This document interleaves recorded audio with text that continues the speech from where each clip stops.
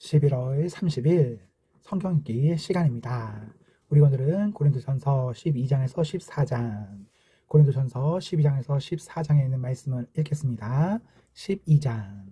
성도 여러분, 나는 여러분이 성령께서 주시는 선물들에 대해 모르기를 원치 않습니다. 여러분은 이방인으로 있었을 때 말도 못하는 우상의 이끌림을 받았다는 사실을 아실 것입니다. 그러므로 여러분에게 알려드릴 것이 있습니다. 하나님의 성령으로 말하는 사람은 예수님은 저주받은 사람이다 라고 말하지 않으며, 성령을 통하지 않고는 예수님은 주님이시다 라고 말할 수 없습니다. 선물은 다양하지만 성령은 같은 성령님이십니다. 섬기는 일은 다양하지만 주님은 같은 주님이십니다. 일하는 것은 여러 가지이지만 모든 사람 속에서 모든 일을 하시는 분은 같은 하나님이십니다. 성령께서 각 사람에게 나타나신 것은 공동의 이익을 얻게 하려는 것입니다. 어떤 이는 성령으로부터 지혜의 말씀을, 다른 사람은 동일한 성령에게서 지식의 말씀을 받았습니다. 또 어떤 사람은 같은 성령으로부터 믿음을, 다른 사람은 병 고치는 능력을, 다른 사람은 기적을 행할 수 있는 능력을, 또 다른 사람은 예언을, 다른 사람은 영들을 구별할 수 있는 능력을, 또 다른 사람들은 다양한 언어로 말할 수 있는 능력을, 어떤 사람은 그 언어들을 통역할 수 있는 선물을 받았습니다.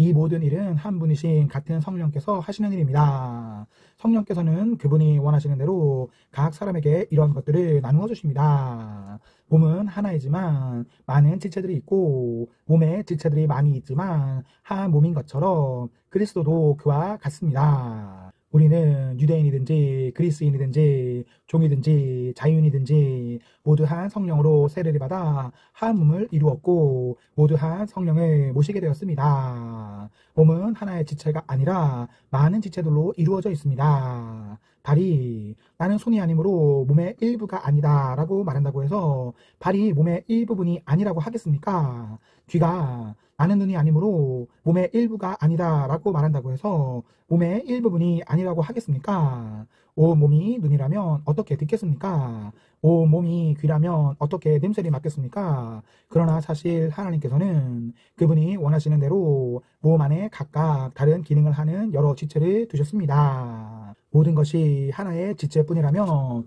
몸은 어디 있겠습니까? 그러나 지금 그런 것처럼 지체는 많아도 몸은 하나입니다. 눈이 손에게 너는 내게 필요 없어 라고 말할 수 없으며, 머리가 발에게 너는 내게 쓸데없어 라고 말할 수 없습니다. 이와는 반대로 몸에서 더 약해 보이는 부분이 오히려 요긴하며, 몸에서 고귀하지 못하다고 생각하는 지체를 우리는 더욱 고귀하게 대하고 볼품없는 부분들을 더 품위 있게 꾸밉니다. 반면 우리 몸 중에서 아름다워 보이는 부분들은 특별히 그럴 필요가 없습니다. 하나님께서는 몸의 지체들을 함께 모아 부족한 지체들에게 더욱 큰 영광을 주셨습니다. 그래서 우리 몸에 나눔이 없게 하시고 몸의 여러 지체들이 서로 돌보며 살게 하셨습니다. 몸의 한 지체가 고통을 당하면 모든 지체가 함께 고통을 당하고, 한 지체가 영광을 받으면 모든 지체가 함께 기뻐합니다. 여러분들은 그리스도의 몸이며 한 사람 한 사람은 그 몸의 지체입니다. 하나님께서 교회 안에 일할 사람들을 세우셨습니다. 첫째는 사도들이요, 둘째는 예언자들이요, 셋째는 교사들이요, 그 다음에는 기적을 행하는 사람들이요, 다른 사람들이 도와주는 사람들이요, 또 지도력이 있는 사람들, 그리고 방언을 말하는 사람들입니다.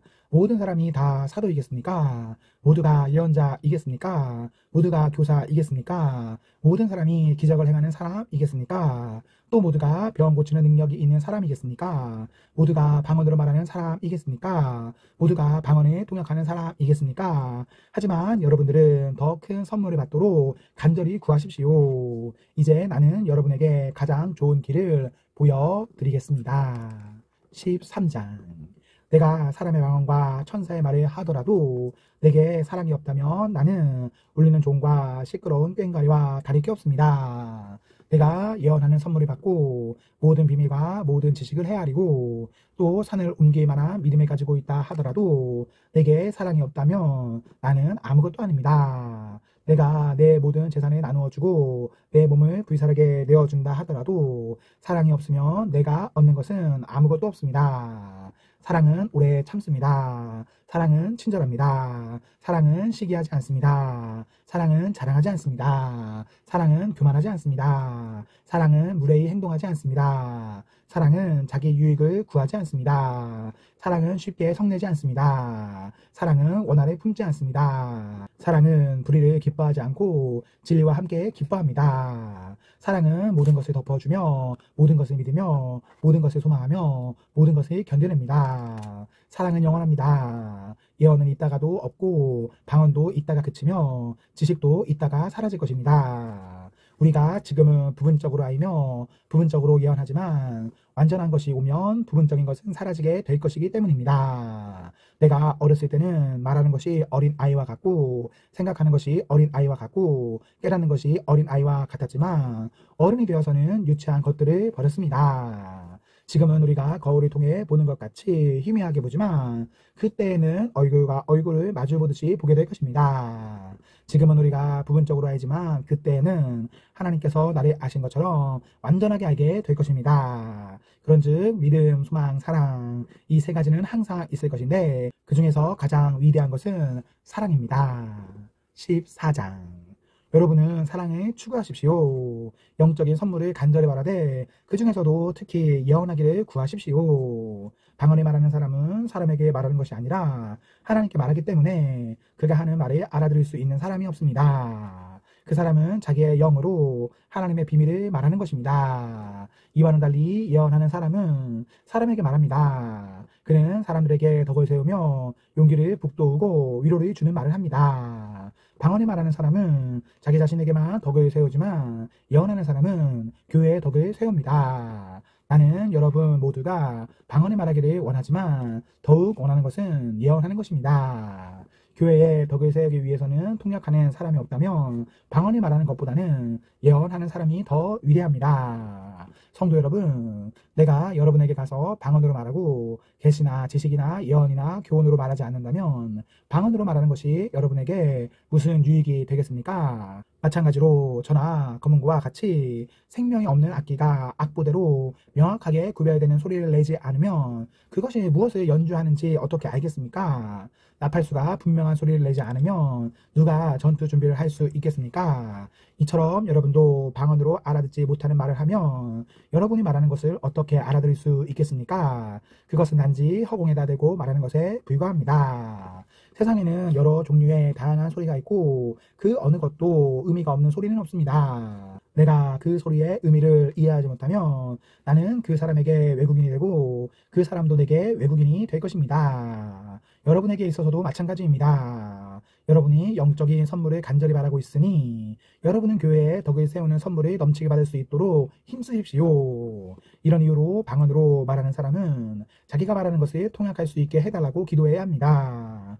혹시 내가 방언으로 기도하게 된다면 내 영은 기도하지만 내 마음은 아무런 열매가 없습니다. 그렇다면 어떻게 하면 좋겠습니까? 나는 영으로 기도하면서 마음으로도 기도하겠습니다. 또 영으로 찬양하면서 마음으로도 찬양하겠습니다. 그렇지 않고 여러분이 영으로만 하나님께 감사한다면 거기에 참석한 초심자가 여러분의 말을 알아듣지 못하는데 어떻게 여러분이 드린 감사에 아멘이라고 말하겠습니까? 여러분이 감사한 것 자체는 잘한 일이었는지 몰라도 다른 사람에게는 덕을 세우지 못하는 것입니다. 나는 내가 여러분 중에 어느 누구보다도 더 많이 방언을 말하는 것으로 인해 하나님께 감사드립니다. 그러나 나는 교회에서 방언으로 10,000마디를 말하는 것보다 알아들을 수 있는 언어로 5마디를 말하기를 원합니다. 성도 여러분, 생각하는 데 있어서는 어린아이가 되지 마십시오. 악에 대해서는 갓난아이가 되어야 하겠지만 생각하는 데 있어서는 어른이 되어야 합니다. 율법에 이런 기록이 있습니다. 주님께서 말씀하시기를 다른 방언하는 사람들과 외국인의 입술을 통해 이 백성에게 말할지라도 저희가 오히려 나의 말을 듣지 않을 것이다. 그러므로 방언은 믿는 사람들이 아니라 믿지 않는 사람들을 위해 주신 표적이지만 예언은 믿지 않는 사람들이 아니라 믿는 사람들을 위해 주신 것입니다. 만일 모든 교회가 한 자리에 모여서 저마다 방언으로 말한다면 깨달음이 적은 사람이나 믿지 않는 사람이 교회에 들어와서는 여러분은 정신 나갔다고 하지 않겠습니까?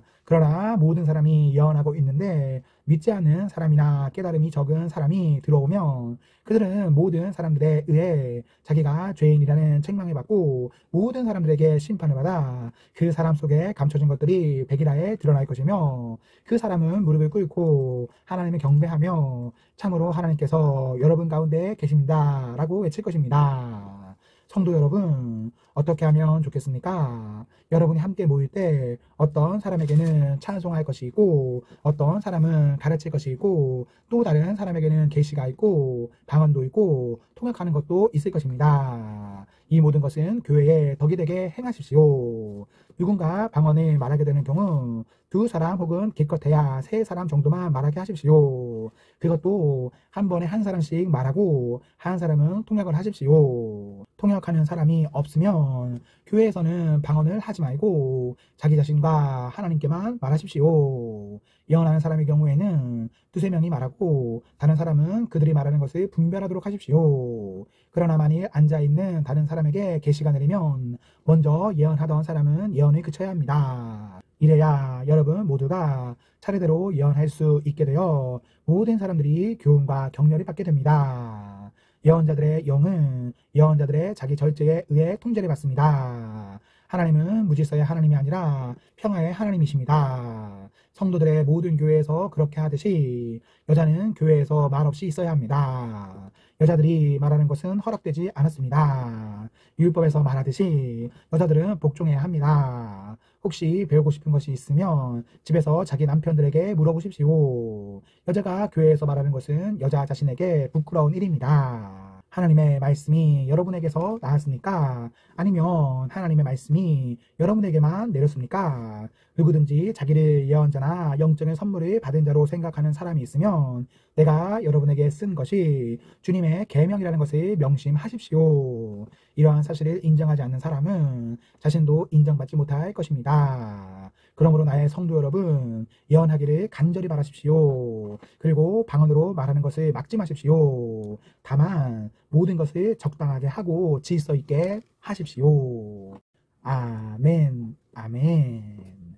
네, 우리 오늘 말씀이 모두 읽었습니다. 우리 오늘 하루도 하나님과 사랑 앞에서 행복하십시오. 성령 충만하십시오.